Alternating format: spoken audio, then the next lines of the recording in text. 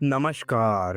एक बार पुनः स्वागत है आपका हमारे YouTube channel the infinite show में। आज सुनिए शिया राम शरण गुप्त जी के द्वारा लिखी हुई कहानी काकी। उस दिन बड़े सवेरे जब श्यामू की नींद खुली तब उसने देखा घर भर में कोहराम मचा हुआ है। उसकी काकी उमा एक कंबल पर नीचे से ऊपर तक एक कपड़ा ओढ़े हुए भूमि शयन कर रही है और घर के सब लोग उसे घेर कर बड़े करुण स्वर में विलाप कर रहे हैं। लोग जब उमा को शमशान ले जाने के लिए उठाने लगे तब श्यामू ने बड़ा उपद्रव मचाया।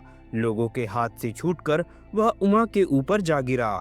बोला, काकी सो रही है, उन्हें इस तरह उठाकर कहाँ लिए जा रहे हो? मैं ना जाने दूंगा। लोग बड़ी कठिनता से उसे हटा पाए। काकी के अग्नि संस्कार में भी वह ना जा सका। एक दासी राम राम करके उसे घर पर ही संभाले रही। यद्यपि बुद्धिमान गुरुजनों ने उन्हें विश्वास दिलाया कि काकी उसके मामा के यहाँ गई है, परंतु असत्य के आवरण में सत्य बहुत अधिक समय तक छिपा न रह सका। आसपास के अन्य अबोध बालकों के मुंह से वह प्रकट हो ही गया। यह बात उससे छिपी न रह सकी कि काकी और कहीं नहीं ऊपर राम के यहाँ गई है।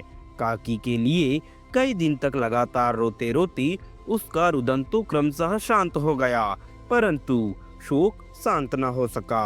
वर्षा के अनंतर एक ही 2 दिन में पृथ्वी के ऊपर का पानी अगोचर हो जाता है, परंतु भीतर ही भीतर उसकी आर्द्रता जैसे बहुत दिन तक बनी रहती है, वैसे ही उसके अंतस्थल में वह शोक जाकर बस गया था। वह प्रायः अकेला बैठा बैठा शून्य मन से आकाश की ओर ताका करता। एक दिन उसने ऊपर एक पतंग उड़ते देखा। न जाने क्या सोचकर उसका हृदय एकदम खिल उठा। विश्वेश्वर के पास जाकर बोला, काका मुझे पतंग मंगा दो। पत्नी की मृत्यु के बाद से विश्वेश्वर अन्य मनसक रहा करते थे। अच्छा, मंगा दूंगा कहकर वे उदास भाव से कहीं चले गए। श्यामू पतंग के लिए बहुत उत्कंठित था। वह अपनी इच्छा किसी तरह से रोक न सका। एक जगह खूंटी पर विश्वेश्वर का कोट टंगा हुआ था। इधर उधर देखकर उसने उसके पास स्कूल सरका कर रखा और ऊपर चढ़कर कोट की जेबें टटोली। उनमें से एक चवन्नी का आविष्कार करके तुरंत वहां से भाग गया।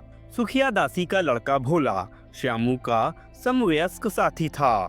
श्यामू ने उसे चवन्नी देकर कहा, अपनी जीजी से कहकर चुपचाप एक पतंग और डोर मंगा दो। देखो खूब अकेले में लाना, कोई जान ना पावे। पतंग आई, एक अंधेरे घर में उसमें डोर बांधी जाने लगी। श्यामू ने धीरे से कहा, भोला किसी से ना कहो तो एक बात कहूँ? भोला ने सिर हिलाकर कहा, नहीं, किसी से नहीं कहूँगा। श्यामू ने रहस्य खोला, कहा, मैं यह पतंग ऊपर राम के यहाँ भेजूंगा।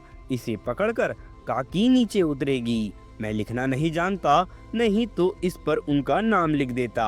भोला श्यामू से अधिक समझदार था। उसने कहा, बात तो बड़ी अच्छी सोची, परंतु एक कठिनता है। यह डोर पतली है, इसे पकड़कर काकी उतर नहीं सकती। इसके टूट जाने का डर है। पतंग में मोटी रस्सी हो तो सब ठीक हो जाए। श्यामू गंभीर हो गया। मतलब यह बात लाख रुपए की सुझाई गई है, परंतु कठिनता यह थी कि मोटी रस्सी कैसे मंगाई जाए। पास में दाम है नहीं और घर के जो आदमी उसकी काकी को बिना दया माया के जला आए हैं, वे उसे इस काम के लिए कुछ नहीं देंगे। उस दिन श्यामू को चिंता के मारे रात तक नींद नहीं आई। पहले दिन की तरकीब से दूसरे दिन उसने विश्वेश्वर के कोट से 1 रुपया निकाला, ले जाकर भोला को दिया और बोला, देख भोला, किसी को मालूम न होने पाए, अच्छी अच्छी 2 रस्सियां मंगा दे। एक रस्सी ओछी पड़ेगी। जवाहिर भैया से मैं एक कागज पर काकी लिखवा रखूंगा। नाम की चिट रहेगी तो पतंग ठीक उन्हीं के पास पहुंच जाएगी। 2 घंटे बाद प्रफुल्ल मन से श्यामू और भोला अंधेरी कोठरी में बैठे बैठे पतंग में रस्सी बांध रहे थे। अकस्मात शुभ कार्य में विघ्न की तरह उग्र रूप धारण किए विश्वेश्वर आ घुसे। भोला और श्यामू को धमकाकर बोले, तुमने हमारे कोट से रुपया निकाला है। भोला सकपकाकर एक ही डांट में मुखबिर हो गया। बोला, श्यामू भैया ने रस्सी और पतंग मंगाने के लिए निकाला था। विश्वेश्वर ने श्यामू को 2 तमाचे जड़कर कहा, चोरी सीख कर जेल जाएगा।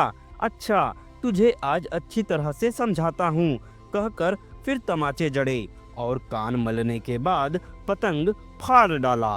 अब रस्सियां की ओर देखकर पूछा, ये किसने मंगाई? भोला ने कहा, इन्होंने मंगाई थी। कहते थे इससे पतंग तानकर काकी को राम के यहाँ से नीचे उतारेंगे। विश्वेश्वर हतबुद्धि होकर वहीं खड़े रह गए। उन्होंने फटी हुई पतंग उठाकर देखा, उस पर चिपके हुए कागज पर लिखा हुआ था, काकी। आप सुन रहे थे शियाराम शरण गुप्त द्वारा लिखी कहानी काकी।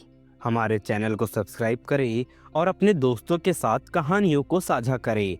हम जल्द ही मिलेंगे एक नए दिन नई कहानी के साथ। हमें दीजिए इजाज़त। नमस्कार।